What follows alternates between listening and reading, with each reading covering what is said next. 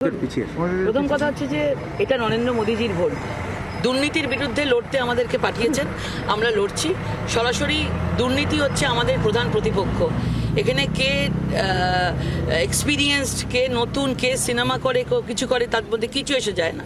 আমরা যেভাবে একজন মানুষের জনসেবা করবার জন্য, তাদের ভালো করবার জন্য যেটুকু আমাদের দরকার হয় আমরা প্রাণপণ আমরা চেষ্টা করে গেছি। আর আমাদের পোলিং এজেন্টদের গায়ে মানে টাচ করলে, একজনও যদি আমাদের পোলিং এজেন্টের গায়ে টাচ করে সেই রকমভাবে আমরা তাদেরকে সেরকমভাবে ট্রিটমেন্ট করব, এটুকু বলতে পারি। কোনো খেলা হবে না। খেলা করে তৃণমূল এবারে ঘরে ঢুকে গেছে। তৃণমূল নেই, তৃণমূল ঘরে ঢুকে গেছে, নিজেদের পায়ের তলা থেকে মাটি সরে যাচ্ছে।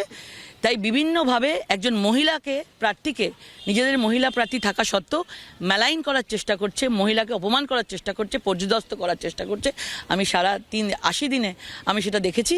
কিন্তু যত এরকম করবে আমার মনে হয় বাংলার মহিলারা তত বেশি শক্তিশালী হবে। তৃণমূল যে ভাষায় বুঝবে সে ভাষাতেই উত্তর দেবে না। নিশ্চয়ই নিশ্চয়ই আমার মনে হয় তাদের মানে বলার মতো কিছু নেই। তারা কিছুটা ওই আইপ্যাক বিভিন্নভাবে কালকে রাত্রিবেলা ঢুকেছে, এই ব্লু ডায়মন্ডে প্রায় 20 জন মতন ছেলে আইপ্যাকে ঢুকেছে, থলে ব্যাগ নিয়ে টাকা নিয়ে ঢুকেছে, কালকে খবর এসছে। এবং তারা বিভিন্নভাবে বিভিন্ন জায়গায় ছড়িয়ে আছে, বিভিন্নভাবে আজকের দিনটা বিভিন্নভাবে কনস্পিরেসি করার চেষ্টা করবে। ওদের হাতে আসলে কিছু নেই। নির্বাচন কমিশনকে জানিয়েছেন এটা? হ্যাঁ, জানিস।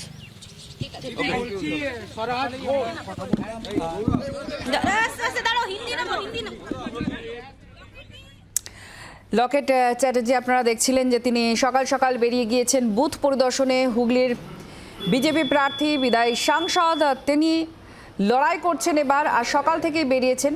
তার অভিযোগ, তার বক্তব্য একেবারে পাল্টা দেওয়ার জন্য তৈরি তার দল, এ কথা তিনি বললেন। ভোট ময়দানে 1 ইঞ্চি জমি তিনি ছাড়বেন না। বাংলার আওয়াজ, বাঙালির আবেগ, জি 24 ঘন্টা।